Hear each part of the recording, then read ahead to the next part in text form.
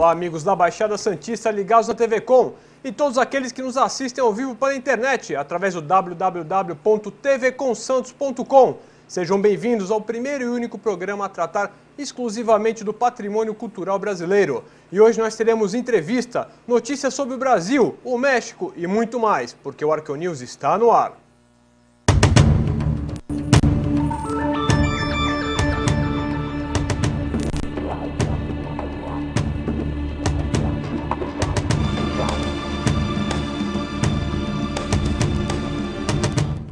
Muito obrigado pela sua audiência e aos e-mails enviados à nossa produção através do contato@arqueonews.com.br, contato@arqueonews.com.br. E você também pode nos seguir pelo Twitter, através do twitter.com/arqueonews, onde você fica sabendo das últimas notícias sobre arqueologia e os bastidores do nosso programa. E se você perdeu ou quer rever algum de nossos programas, é só acessar nossa página na internet, através do www.arqueonews.com.br, www.arqueonews.com.br. E vamos às notícias da semana. É no Sítio da Trindade, um dos parques mais verdes do Recife, que se encontra um retrato do Brasil holandês. O enorme fosso em meio à vegetação é um vestígio do Forte Real do Bom Jesus, construído no século XVII pelo português Matias de Albuquerque. O forte foi construído para evitar que os holandeses invadissem o interior de Pernambuco, onde estava o tão cobiçado açúcar. Isso foi possível durante 5 anos, porque para chegar até os engenhos, os holandeses precisavam passar por este fosso, com mais de 4 metros de profundidade e ultrapassar uma muralha com altura semelhante a destas árvores. A descoberta foi feita pela equipe de arqueologia da Universidade Federal de Pernambuco. Desde o mês passado que eles trabalham no resgate da nossa história. Nós acreditamos que uma sociedade que não conhece o seu passado não tem perspectiva de futuro.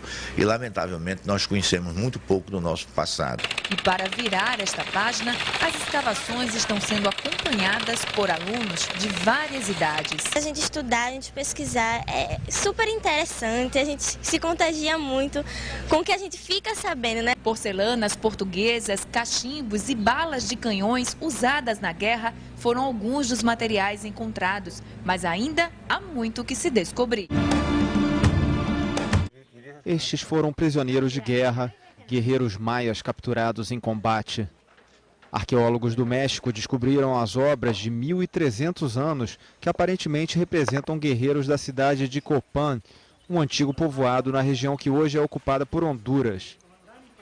As esculturas foram encontradas no sítio arqueológico de Toniná, no sul do México, que na época estaria em guerra com Copán. O estudioso diz que a estátua representa um grande guerreiro capturado, com as mãos atadas às costas, sendo humilhado. Ele estaria sendo preparado para ser decapitado e está quase totalmente nu. Os longos cabelos seriam usados para segurar-lhe a cabeça durante a execução. Arqueólogos acreditam que os homens reproduzidos nas esculturas foram enviados de Copán para Toniná numa missão, mas acabaram presos e provavelmente mortos.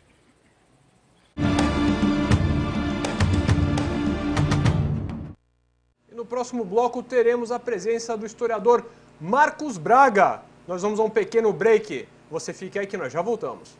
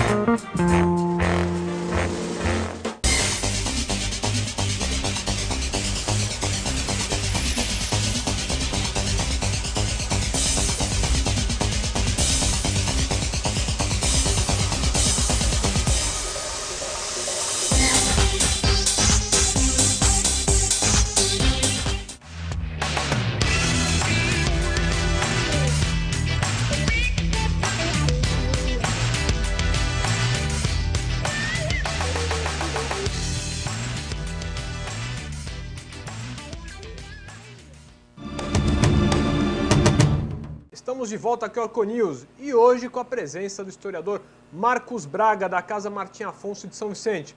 Marcos, muito obrigado mais uma vez pela sua participação e hoje falando um pouquinho das novas descobertas lá de São Vicente, né?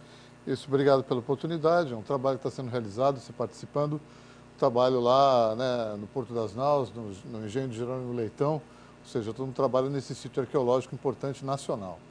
E o que foi encontrado lá, né, Marcos? Começou as escavações, aquela de superfície ampla, e nós encontramos algumas estruturas que remontam à questão do engenho de Jerônimo Leitão. Mas como é que é a história lá, né, Marcos? Porque primeiro veio o Porto das Naus, depois o engenho. Como é que foi? Como é que foi essa cronologia de sucessão de espaço? Na verdade, seriam três ocupações. Uma primeira, que seria o tal do estaleiro dos degredados comandados pelo Bacharel, sim, entre 1510 e 1530. Quando o Bacharel sai, chega Martim Afonso, de 32 até a sua saída, até um pouco depois, o primeiro trapiche alfandegado do Brasil, né, que seria ali no Porto das Naus. E no terceiro momento, a partir de 1580, a área é repassada ao Jerônimo Leitão, que constrói ali um engenho, uma casa de purgar e uma capela, a Capela Nossa Senhora das Naus. Então, aquelas ruínas que hoje se encontram, que foram tombadas na década de 50 pelo IPHAN, né, e seriam do engenho de Jerônimo Leitão, ou seja, essa última ocupação. Perfeito. E lá, Marcos, você falou que teve várias ocupações, mas teve uma época também que foi ocupado pela prefeitura como praça. Você Sim. acha que em algum momento isso acabou modificando o cenário de alguma maneira? Existe ali assim, houve na década de 20 até a colocação de uma placa pelo Washington Luiz, que na época era presidente do estado de São Paulo. Correto. Como lugar onde atracou a esquadra de Martim Afonso e tal. Na década de 50 ele é tombado pelo IPHAN. E sempre houve processos de paisagismo, ou seja, transformar em praça e tal. Nunca com um interesse arqueológico, que era uma coisa naquela época que quase nunca se falava. Até porque, quando se construiu a Avenida Tupiniquins, que liga a Ponte Pêncio à Praia Grande, hoje Praia Grande, essa construção isolou provavelmente parte da construção que fica em relação ao morro. Então, todas as nossas visões, sejam por fotos, sejam por antigos cartões postais, sempre mostram da rua para o mar. Então, a gente nunca tem uma visão ampla do que seria a ruína em si. Perfeito. Então, mas aí você está falando então, que cortou, claro, a Avenida Tupiniquins, para quem conhece lá, cortou o sítio ao meio. Sim. Então, você acha que, por exemplo, essa casa de purgar, a capela, estaria, então, para o lado do morro? Porque ali nós, até agora, não foi encontrado nenhuma estrutura, só a estrutura do engenho. Você acha que estaria na região ali montanhosa? Sim, provavelmente sim, estaria na região do morro. Né? Até a capela, existem alguns mapas que mostram uma possível localização. E ali seria realmente a parte do engenho, seria essa parte mais próxima do mar, de onde deveria sair uma espécie de um deck de atracação com uma daquelas trapiches que tinham em relação à água. É um lugar extremamente utilizado e sempre...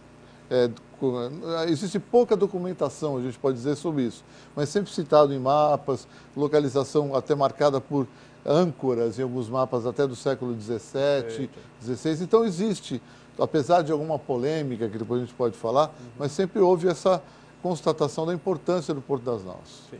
E por enquanto lá são só as ruínas do engenho, né, Marcos? Você tem assim, pelo menos o relato, ou vocês já foram fazer uma busca, uma prospecção no morro? Você tem relatos que tem ruínas lá? Porque eu sei que tem alguns moradores que falam, mas já foi constatado essas ruínas ou ainda está em processo de vistoria? Olha, eu acho que ainda necessita uma vistoria mais ampla.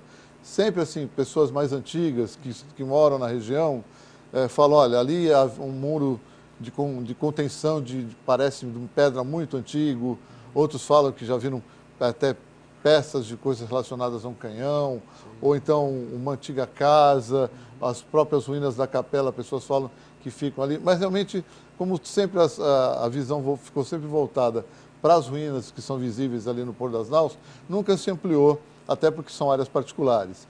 Mas eu tenho certeza absoluta que não haveria problema de se propor, até porque é uma necessidade de se propor essas pesquisas nessas outras áreas. E o que foi encontrado lá, Marcos, de cultura material?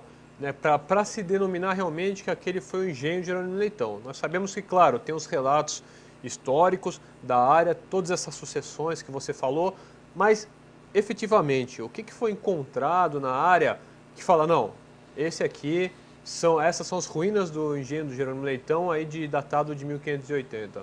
Então, esse trabalho que a gente está realizando, eu acho que não chega nem a 5% de uma área total de pesquisa. É uma área grande, só na área ali são mais de 1.000 metros quadrados na área de frente, fora outras áreas que podem surgir. Nesse pequeno espaço que começou a se pesquisar, se encontrou uma grande quantidade de cerâmica, né?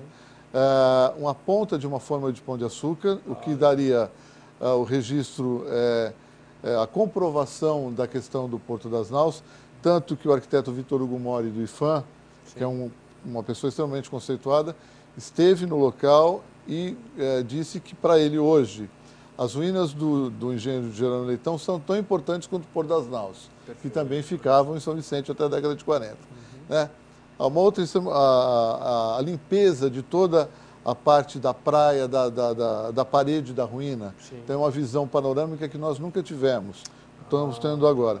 E outra coisa extremamente interessante é o achamento de um piso bem interessante, que estava abaixo de uma camada de cerâmica e uns espaços circulares, que aí realmente foram, esse talvez seja o achado mais interessante. É uma estrutura, uma visível com as suas paredes laterais, que deve ter mais ou menos uns 2,20 m, 2,30 m de raio, né? Agora, numa visão posterior, nós encontramos a marca de um outro círculo, esse um pouco menor, de 1,5 m.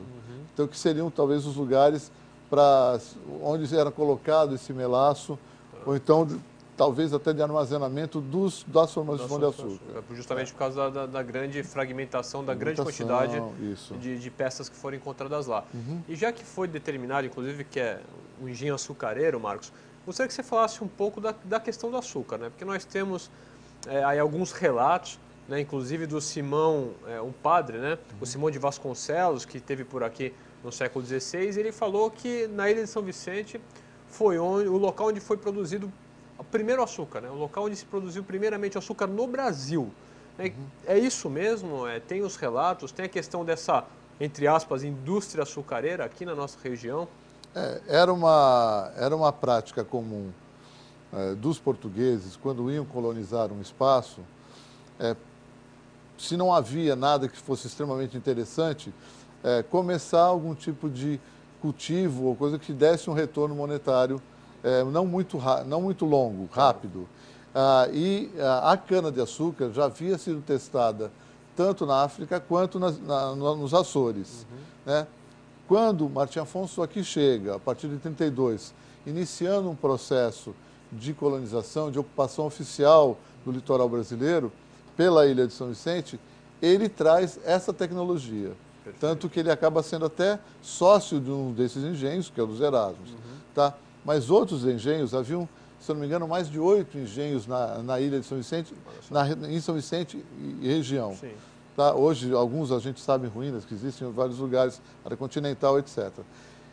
E isso dava um retorno rápido. Esse período de 32 até provavelmente a metade do século XVII, é o período que se tenta muito a questão da cana-de-açúcar no nosso litoral paulista, que a gente pode dizer assim. Logo depois, com a implantação do governo geral em Salvador, a partir de 1548, o clima de lá era mais propício à cana-de-açúcar.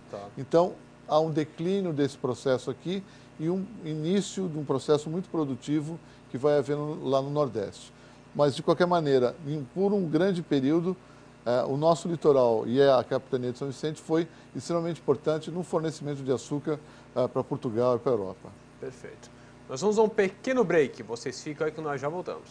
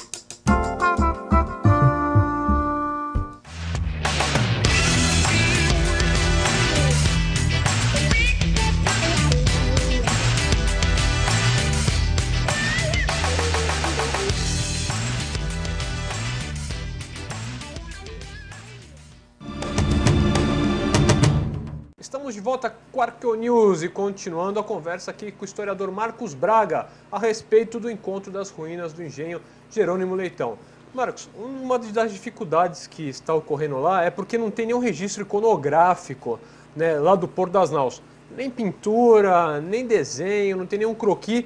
E o engraçado é que o Benedito Calixto retratou a nossa região de forma esplendorosa na questão histórica. E não tem nada do Porto das Naus, né, Marcos? Por que tem esse problema? É engraçado. A relação do Calixto com São Vicente. Ele era morador de São Vicente, morava na atual rua Martim Afonso.